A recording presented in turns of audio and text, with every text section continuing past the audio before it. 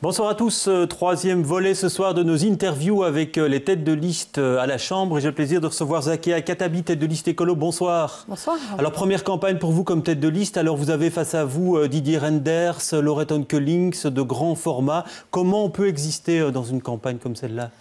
On existe à travers le contact, à travers la rencontre.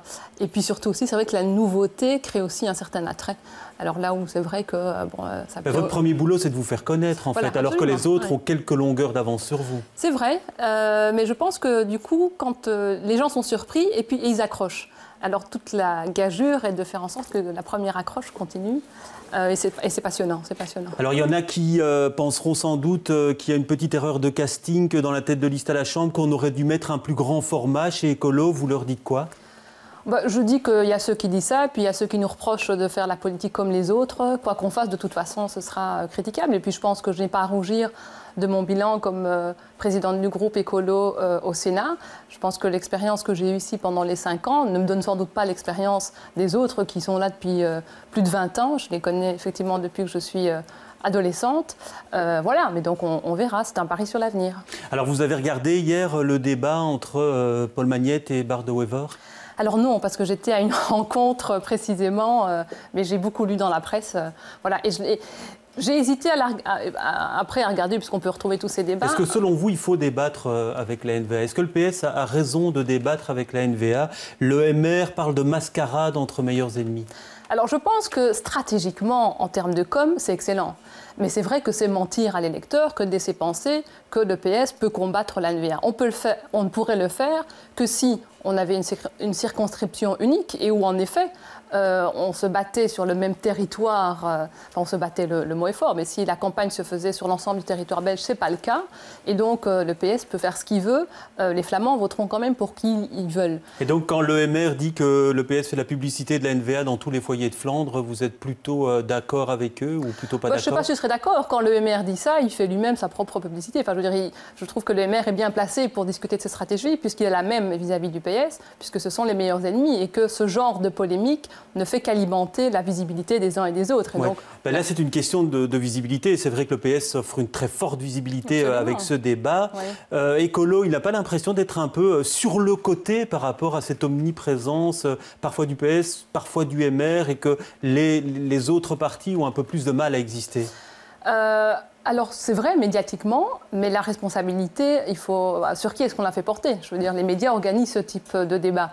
Voilà, alors nous existons à travers nos propositions, à travers tous les soirs. Moi, je rencontre des acteurs de la société civile, je rencontre des gens et je fais ma campagne là. Ouais. Si demain, on m'invite tous les soirs... en toute petite forme dans les sondages, 8% dans le sondage de la Libre Belgique.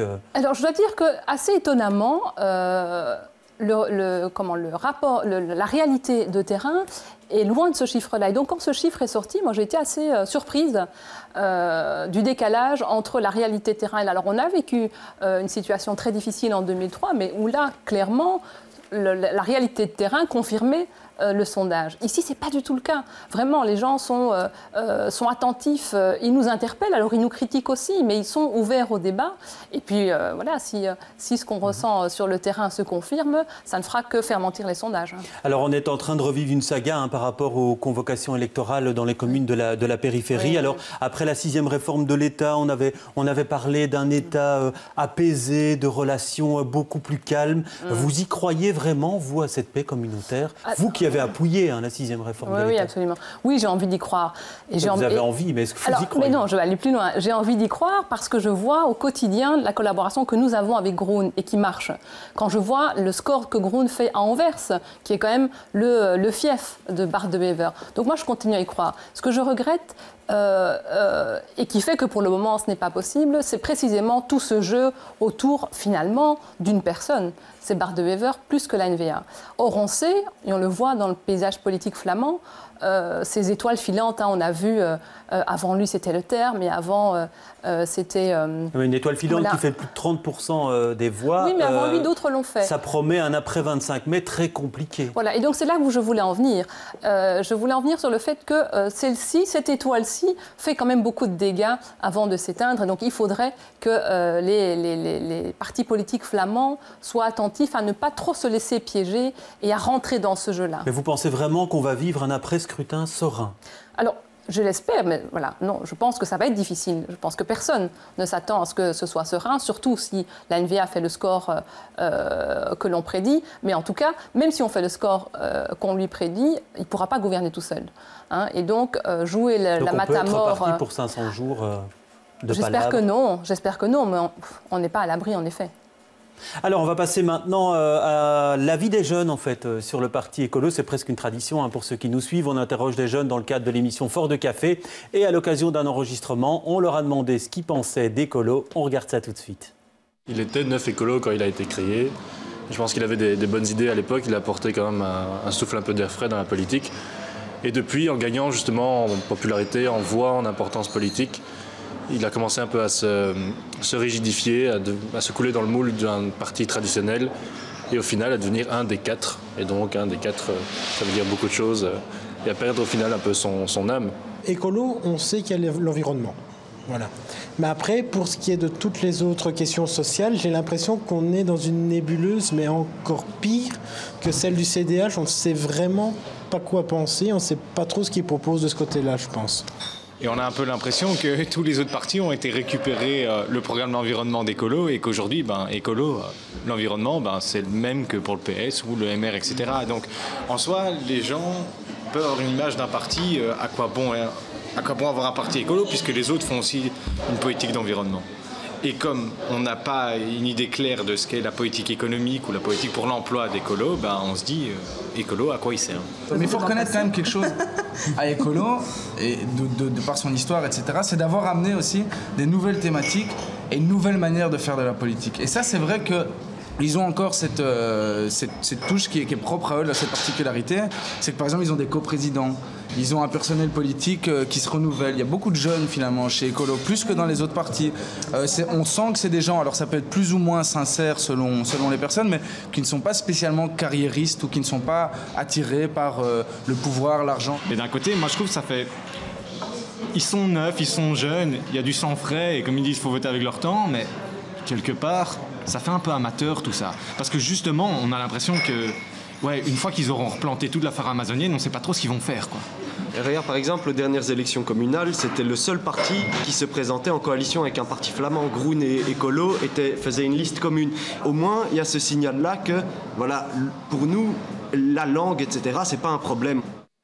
Alors, Écolo parti comme les autres et les idées ont été reprises par les autres partis. Alors, plusieurs choses. D'abord, j'ai trouvé très chouette la séquence, c'est ce que je vis tous les soirs. Et en effet, l'idée, c'est de montrer qu'écolo, c'est l'environnement, mais c'est l'écologie politique, et donc ça va au-delà de l'environnement. Ce que je voudrais dire, c'est que les questions qu'il pose sont, pour moi, en tout cas, profondément au cœur de ce qui devrait être au cœur de cette campagne électorale, et qui est tout à fait absent, c'est quelle est, pour chacun des partis, la finalité, quel est l'horizon, quelle est la société dont rêve Écolo. Et que le programme et les moyens qu'on se donne, notamment sur les questions environnementales, les propositions qu'on fait ne sont que des moyens. Et oui. donc, en même temps, quand on dit que certaines de vos propositions ont été reprises par les autres partis. Prenons un exemple, le réseau express bruxellois. Oui. C'est vrai que vous avez lancé l'idée, elle existait déjà, mais vous avez relancé l'idée. Maintenant, on le trouve quasiment dans tous les programmes des autres partis. Alors, quelle est la plus-value finalement verte aujourd'hui ? La plus-value verte, c'est que si nous n'avions pas fait la proposition, elle ne se retrouverait dans aucun programme des partis. Ça, c'est la plus-value verte. Et donc, l'approche écologiste... Oui, mais certains vous diront qu'elle a plus de chances de se réaliser si le parti qui l'a mis dans son programme est le plus fort au lendemain du scrutin. Je suis d'accord. C'est pour ça qu'il faut qu'Écolo sorte fort de ces élections. Et si ce n'est pas le cas, je vous propose que nous nous revoyions et que nous analysions les accords de majorité si, le cas échéant, nous ne devions pas en être, et on verrait si le REB se retrouve dans ces accords de majorité. Ouais, donc vous n'y croyez pas, en fait. Vous dites que les autres le mettent, mais c'est du pipeau. Absolument, parce qu'en fait, les mesures qu'on propose, et notamment le REB, ce ne sont pas des mesures ponctuelles qu'il faut prendre individuellement. Le projet est un projet global qui n'a de sens si on le prend dans son entièreté. Et le projet d'écolo, c'est quoi? C'est la sortie du productivisme. Ça veut dire quoi concrètement? Et c'est ce que toutes les propositions alors révèlent. Hein. Quand je dis la sortie du productivisme, c'est quoi? On voit de la gauche la plus extrême à la droite la plus extrême que le seul débat qui existe, c'est comment est-ce qu'on redistribue les fruits de la croissance. Hein. Donc c'est la question de la redistribution des fruits de la croissance. Mais personne ne remet en question le fait qu'il faut une croissance à tout prix. Quel est le sens de cette croissance? Quelle finalité on lui donne? On sait qu'on vit dans un monde... c'est créer de la richesse et créer de l'emploi. Et donc, par rapport à cela, un emploi dont on a besoin aujourd'hui. C'est plus compliqué que ça. On sait que la Terre a des ressources limitées. Est-ce qu'on peut continuer à consommer de manière illimitée jusqu'à un moment donné, jusqu'à se retrouver dans une situation où les ressources sont limitées et précisément ne seraient plus accessibles qu'à une infime partie des citoyens au détriment d'une autre partie de ces citoyens. Et donc, toute la question, quel que soit l'emploi ou que ce soit la fiscalité, tout est lié à cet objectif de ce que la Terre soit viable pour l'ensemble des citoyens et pas pour une infime minorité, ceux qui auraient les moyens. Alors on aura l'occasion de parler de votre programme économique, mais je voudrais d'abord vous poser quelques questions sur la sécurité et entre autres sur les SAC, les sanctions administratives communales. Alors elles sont applicables aux mineurs dès 14 ans. Alors vous les jugez inefficaces, sans portée pédagogique. Vous dites qu'il faut revoir le système. Oui. Et pourtant, une des seules communes à Bruxelles où on applique les SAC, c'est à Etterbeek, où Écolo est dans la majorité. Paradoxal, non? Alors, ça peut paraître paradoxal, mais vous le savez, on n'est pas seul dans une majorité. Et donc, dans cette majorité-là, le bourgmestre et maire, en coalition avec les socialistes, c'est eux qui ont voté la mesure au niveau fédéral. En fait. Et donc, non, en termes, on a essayé, mais le rapport de force n'était pas favorable à ce qu'Écolo puisse faire en sorte que ça ne se passe pas. Et donc, il faut renforcer la présence des écologistes partout pour qu'on puisse en effet avoir les rapports de force qui permettent de renverser les tendances.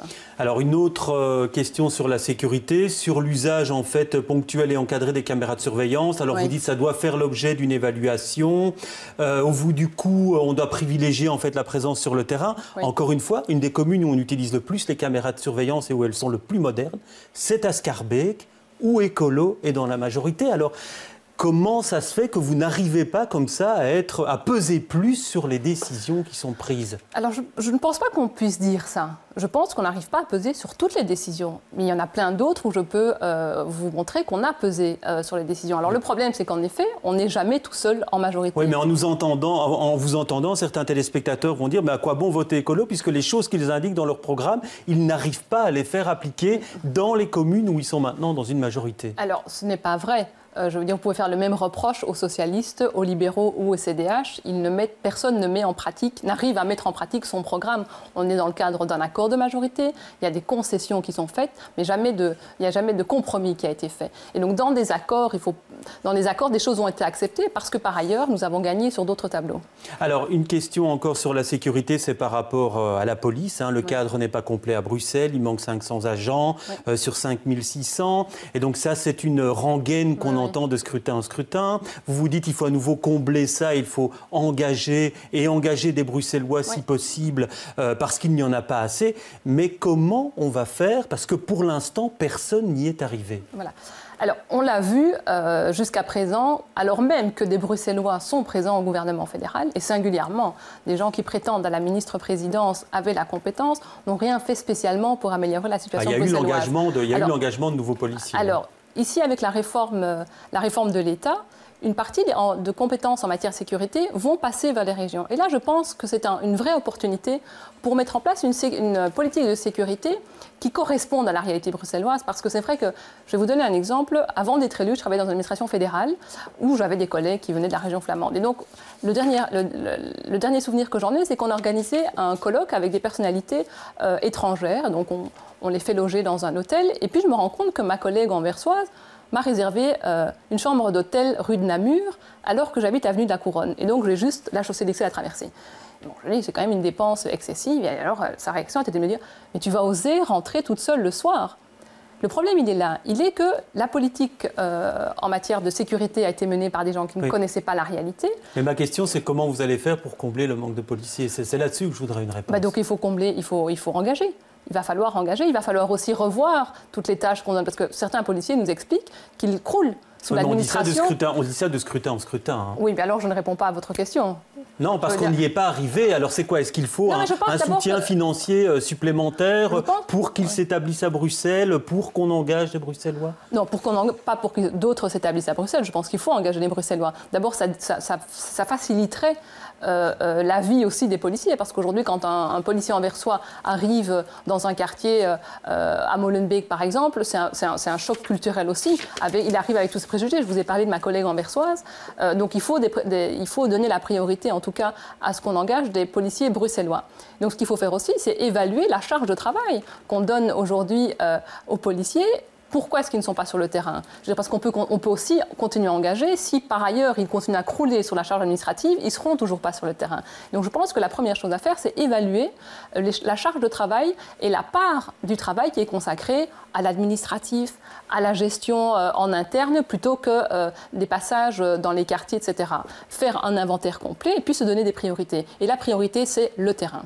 Alors une question maintenant sur la fiscalité. Alors vous avez aussi votre réforme fiscale, une réforme fiscale verte, dites-vous. Alors vous avez aussi, vous travaillez sur l'impôt sur les personnes physiques, sur les tranches d'imposition, la diminution des cotisations sociales, l'impôt des sociétés. Mais ce qu'on trouve dans votre programme et qu'on ne trouve pas dans d'autres, enfin on le trouve dans celui du PS, mais pas dans d'autres, c'est l'instauration d'un impôt sur le grand patrimoine.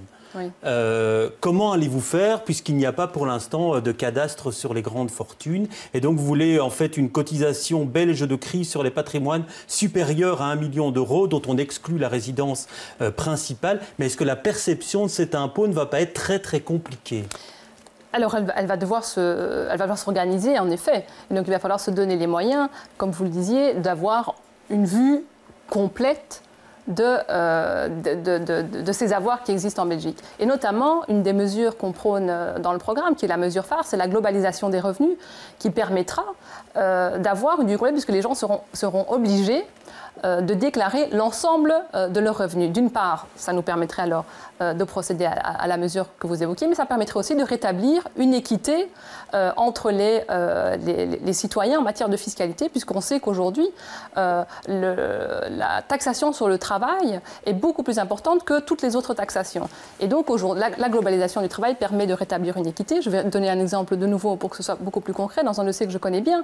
Quand on sait que les universités, aujourd'hui, octroient soit les bourses, soit les aides sociales sur base de cet avertissement extrait drôle, je peux vous dire que vous resterez bouche bée si je vous donnais les noms de personnes à qui on octroie ces aides sociales. Les assistantes sociales me disent, tu sais, on octroie des aides à des gens dont on sait qu'ils n'en ont pas besoin parce qu'ils n'ont aucun revenu du travail, alors qu'ils en ont d'autres. Et pour des personnes qui ne vivent que du revenu du travail, mais dont le plafond dépasse ne fût-ce que de 100 €, ils se voient refuser cette aide. Et donc cette globalisation des revenus permettra de rétablir l'équité et d'avoir une vue complète. On imagine tous les freins qu'il va y avoir par rapport à cette globalisation des revenus. Alors l'instauration de cet impôt sur le grand patrimoine, vous l'espérez vraiment dans la législature? Parce que finalement, on sait que ça va être très très compliqué. Et puis certains disent que la perception coûtera plus cher que ce que ça rapportera. Alors je pense qu'il faut qu'on trouve des moyens alternatifs pour financer notamment la sécurité sociale. Et donc on ne peut pas faire l'économie d'une réflexion sur une autre fiscalité. Et c'est un élément qu'il faut discuter, qu'il faut mettre sur la table. Et je pense qu'il faut la volonté politique d'abord, avant de se donner les moyens. Le problème aujourd'hui en politique, et je l'ai vécu pendant 5 ans, c'est systématiquement, on vient avec des objections telles que celles que vous venez de faire. Et donc ça permet d'occulter le fait que certains, politiquement, n'assument pas le fait qu'en effet, il faut faire glisser une partie. Non, c'est qu'à un moment, certains ont une vision réaliste et se disent, est-ce que la mise en pratique ne coûtera pas plus cher que ce que ça va rapporter? Mais est-ce que l'investissement en termes d'équité en matière fiscale ne vaut pas la chandelle. Et moi, par ailleurs, je ne suis pas certaine que ça coûterait plus cher. Donc faisons l'exercice. Mais certains disons que là, vous êtes dans le symbole parce que ce que ça peut rapporter, vous n'arrivez pas à le chiffrer. En tout cas, vous ne le chiffrez pas. On n'a pas fait l'exercice encore, tout à fait. Et donc le programme fiscal, c'est d'abord, on a voulu avancer des principes en termes d'équité. C'est aussi ça, faire de la politique. C'est se donner des principes et puis se donner les moyens pour les mettre en œuvre. Et donc on le voit quand systématiquement, pour certaines mesures plus solidaires, on nous renvoie l'argument financier. Je trouve que c'est trop court. Je dis, donnons-nous d'abord donnons-nous l'ambition de, par exemple, une fiscalité juste. Et puis alors, voyons comment est-ce qu'on la met en œuvre. Mais ne faisons pas l'inverse. Ne disons pas qu'on n'a pas les moyens, ça nous coûtera trop cher, mais donc satisfaisons-nous de la situation qui est une situation d'une fiscalité inéquitable entre les citoyens belges. Alors on va parler aussi taxation au niveau de la mobilité, puisque vous dites qu'il faut taxer l'usage de la voiture, et donc plus on roule, plus on paie. Alors il y a eu une expérience en fait qui a été menée, et il y a eu un tollé par rapport à cette expérience en disant on ne va pas l'appliquer tout de suite, et Écolo n'était pas très chaud à l'application de cette mesure à l'époque. Alors, dans le programme, vous dites, en fait, on va l'appliquer, ça, mais il y a 2 ou 3 mois, la taxation sur l'usage de la voiture, quand on en parlait à Écolo, on n'était pas très chaud, c'est le moins qu'on puisse dire. Alors, en effet, et dans le programme, ou alors ça m'a échappé, mais la taxation au kilomètre ne se retrouve pas. Il y a une autre forme. Vous dites fiscalité qui taxe l'usage de la voiture, en fait. Oui, mais donc on ne parle pas de la taxation kilométrique telle que vous la décrivez, puisque l'expérience qu'il y a eu sur Bruxelles était bien une expérience de la taxation au kilomètre. Donc je le dis, c'était bien une expérience. Je l'ai dit aussi, ce qui se trouve dans notre programme électoral, ce sont des moyens au service d'une finalité. Et donc si on ferme la porte à ce dispositif-là, comme l'étude a été faite, et donc on ferme la porte. Qu'est-ce qu'on taxe ? Réfléchissons. Il y a par exemple, ça c'est clairement dans notre programme, l'idée on souhaite creuser l'idée du péage urbain. On l'a vu. On a vu que à Londres, à Stockholm, à Dublin, le péage urbain a permis de voir la ville décongestionnée et a permis de voir les pics de pollution diminuer. Et le péage urbain est un dispositif qu'il faut analyser d'abord pour bien cibler la mesure, pour que, en effet, tout le monde ne soit pas, j'allais dire, pénalisé, entre guillemets. Mais donc, il y a des dispositifs qui existent. On ciblerait, par exemple, une zone, on ciblerait des moments clés de la journée, on ciblerait de manière très précise les voitures les plus polluantes. Mais donc, le principe est là, le péage urbain, mais voilà. Ouvrons cette possibilité, étudions cette possibilité de telle façon. Et la taxe au kilomètre, ça ne vous semble pas le plus simple à mettre en œuvre, en fait ? Visiblement pas. Vous avez vu les résultats de l'étude. C'est pour ça qu'on l'a commandé précisément. Et donc sans doute que pour les péages urbains, il faudra aussi passer par une étude pour voir ce qui serait le plus opportun et la façon la plus opportune de le mettre en place. Et donc je le dis, nous ne sommes pas attachés à la mesure en tant que telle, mais à la finalité. Si on nous démontre par A plus B que ça ne fonctionne pas, on changera. Mais le péage urbain, on voit que ça fonctionne. À Londres, à Stockholm, à Dublin, Londres n'est pas devenu un désert économique parce qu'ils ont à un moment donné décidé en effet. Et donc l'argument qu'on risque de vous avancer, c'est que ça risque de pénaliser les gens qui ont le moins de moyens et qui donc devront laisser leur voiture au garage. Alors non, c'est pour ça que je disais, il faut cibler géographiquement aussi. Et donc on pense notamment autour de la gare du Midi, le quartier européen, enfin les endroits où on sait que les gens viennent avec leur voiture de loin pour travailler, alors même que ce sont des zones qui sont très bien desservies. Et donc les gens pourraient venir avec leur... Et donc l'idée n'est pas de les pénaliser, mais de les inciter à utiliser les transports en commun. Alors on reconnaît aussi que pour le moment la desserte n'est pas la plus idéale. Et donc c'est pour ça aussi que je disais, on ciblerait les quartiers dont on sait qu'ils sont les mieux desservis à Bruxelles. Allez, on va passer à une question posée par un jeune, et c'est une jeune, en l'occurrence, qui a une question à vous poser. On l'écoute. Bonjour Madame Katabi. Aujourd'hui, la technologie envahit nos vies quotidiennes et envahit plus particulièrement celles des élèves. Leur taux de concentration est mis à mal. Quelles sont les solutions proposées par rapport à cette propagation des technologies au sein de l'enseignement ? Alors, qu'est-ce qu'on fait ? Est-ce que c'est par rapport à la présence des tablettes, etc., dans les écoles, une question générique ? Est-ce qu'il faut continuer sur cette lancée ou alors un halte là et on analyse d'abord les choses avant d'aller plus loin ? Alors, Je dois dire que pour ce qui me concerne, je suis de la vieille école. Et donc, par exemple, quand je prépare les interviews comme celle-ci ou mes débats, je travaille beaucoup à la main avant de passer aux technologies. Mais c'est vrai que je vois autour de moi, j'ai des nièces, Luna, Maya, elles ont 8 ans et 6 ans, et elles utilisent beaucoup ces outils-là. C'est une ouverture sur le monde, incontestablement. Hein. Mais en même temps, il ne faudrait pas que ça nivelle par le bas certaines compétences. On voit par exemple pour l'écriture, pour l'orthographe, il ne faudrait pas que les jeunes pensent qu'aujourd'hui le langage SMS ou le langage WhatsApp, pour en signaler un, est le langage de la vie et le langage écrit. Oui. Donc il faut être attentif et mesurer en effet et équilibré. Alors vous parliez de compétences, j'ai une question d'emploi justement à vous poser. Alors vous dites comme tout le monde qu'il faut investir dans la formation des jeunes, qu'il y a une inadéquation entre la formation et la demande des entreprises. Mais en même temps vous dites dans votre programme il faut former plutôt que formater. Oui. Donc il ne faut pas viser le prêt à l'emploi immédiat. Alors est-ce que ça veut dire que par exemple une entreprise qui souhaite participer à un programme de formation dans une école, une grande entreprise qui construit des voitures à Bruxelles par exemple, on lui dit non ? Alors, c'est pas tout à fait ça.